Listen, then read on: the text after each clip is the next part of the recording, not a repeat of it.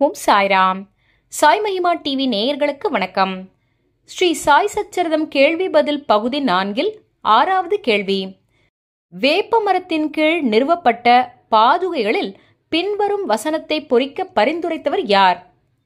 அந்த ஸ்லோகமானது சதானிம்ப விருக்ஷஸ்ய மூலாதி வாசாத் சுதாஸ்திராவினம் திக்தமப்யம் பிரியந்தம் தரும் கல்பவ்ருக்ஷாதிகம் சாதயந்தம் நமாமீஸ்வரம் சத்குரு சாய்நாதம். இந்த ஸ்லோகத்தை பொறிக்க சொன்னது யார்? 1. உபாசினி மகாராஜ், 2. பாய் கிஷன்ஜி அலிபாகர், 3.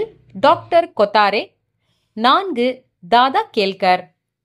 மறுபடியும் ஒருமுறை கேள்வியை படிக்கிறேன்.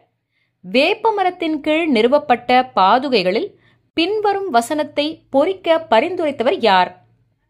அந்த ஸ்லோகமானது சதானிம்ப விருக்ஷஸ்ய மூலாதி வாசாத் சுதாஸ்திராவினம் திக்தமப்யம் பிரியந்தம் தரும் கல்பவ்ருக்ஷாதிகம் சாதயந்தம் நமாமீஸ்வரம் சத்குரு சாய்நாதம்.